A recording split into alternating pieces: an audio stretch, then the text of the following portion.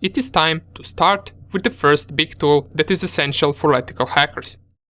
That tool is called Nmap. We're going to cover a lot of things inside of it, and unlike all the other tools that we covered by now, which you might or might not use in penetration tests, this is a tool that you will almost always use without any doubt. So what is Nmap? Nmap is a network mapper. It is a free and open source network scanner, and it is used to discover hosts and services on a computer network by sending packets and analyzing responses. It has a lot of different options, and we're going to check them out in the next few videos. For now, let us just see how we can start Nmap and run a basic scan. First thing, make sure your Metasploitable is up and running, and also if you got any other devices in your home network, turn them on just so we can scan them as well. Okay, let us see how we can run Nmap and what options do we get with Nmap. Just like all the other tools, we can get the Nmap help menu by only specifying Nmap in terminal or specifying nmap --help. And you will see right away we get a lot of options right here. And this right here is just a short help menu. We will see the longer menu once we start experimenting with these options right here. But for now, we're only interested in running Nmap with just a basic scan. So for basic scan, all we need to do is specify an IP address. If we go to the help menu and you scroll all the way to the top, we should see target specification right here. It tells us that we can provide a host name, an IP address, or a network for scanning.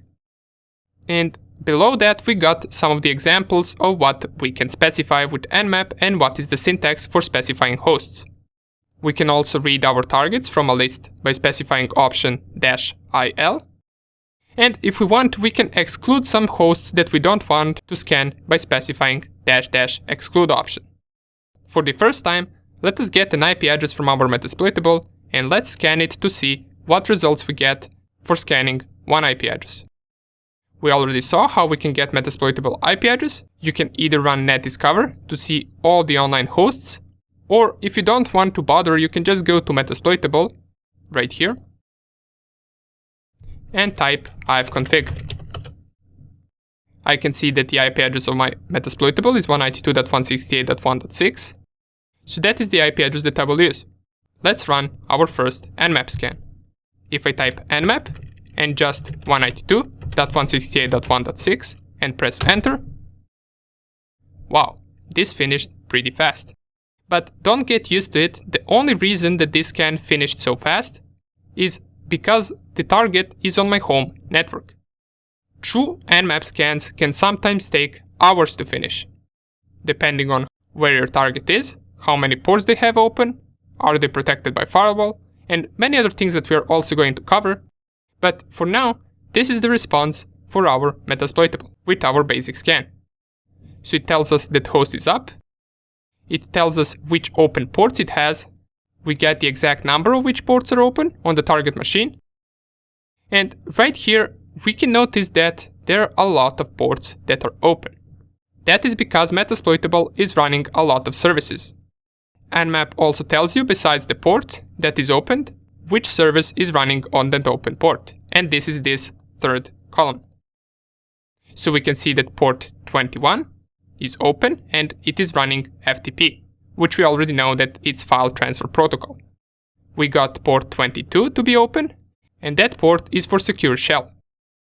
We got port 80 that is opened, and that is an HTTP port, and this could mean that our Metasploitable could be hosting a web page. We can check this out if we type the IP address of our Metasploitable inside of our Firefox. So let's go up here, open up our Firefox. And if I go up here and type 192.168.1.6, press enter, this will automatically go and try to connect to the port 80, and indeed it is hosting a web page.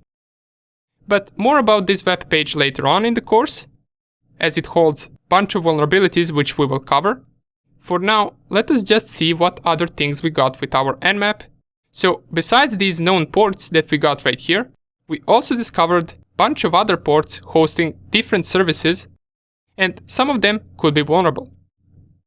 We also see this right here that says not shown 977 closed ports. But wait a second, I said that there are over 65,000 ports.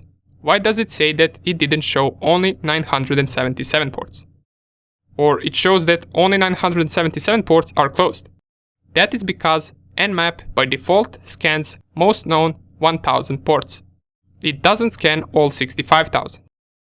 We can tell it to scan all 65,000, which we will see later on, but in most cases it is not necessary. Okay, cool. Our first Nmap scan gave us some results. And all of these results from our scans you would write down in a report in a real penetration test.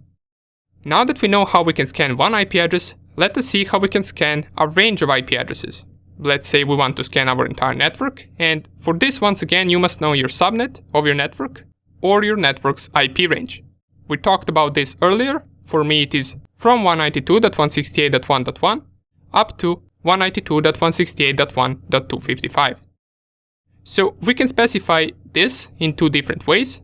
We can type nmap 192.168.1.1-255, or we can type it like this, 192.168.1.1/24. And if you're new to subnetting, you can think of this /24 as something that says first 3 octets are not changeable. And by first 3 octets I mean first 3 numbers, which leaves us with only last octet or last number that will be changeable inside of our IP range. So let's scan it. If I press enter. Now this scan right here might take a little bit more time, since it is not only scanning one host, it is scanning multiple hosts. And even though it's scanning multiple hosts, it finished relatively fast because it is scanning my own network. Let us read the results. So this right here are the results for the Metasploitable, as we can see by the IP address, and we got the same results as before, which ports are open and what services are they running. Down here we get that it scanned 256 IP addresses and 3 hosts are up. Let's see what other 2 hosts are up besides our Metasploitable. We got a device with the IP address of 192.168.1.4, and it says right here all 1000 scanned ports on this device are closed. And you remember when I told you that this is the more secure version, since right now we cannot connect to any one of these ports. And this is probably some home device, possibly my laptop. It has all 1000 scanned ports closed because it doesn't host any service to other machines. And the last device that we got is my router. We got its IP address and we also got which ports it has open. So it has port 22 for SSH, port 23 for Telnet, port 53 for the domain, port 80 and port 443 for HTTP and HTTPS, and this port right here that says service unknown. This is because Nmap couldn't figure out what service is running on this open port. Okay, great. For now we performed basic Nmap scan without adding any additional options to it. And with this we managed to discover open ports on our target machines. That is good for the start. In the next video we will see what else can we discover using Nmap and what other cool options it has.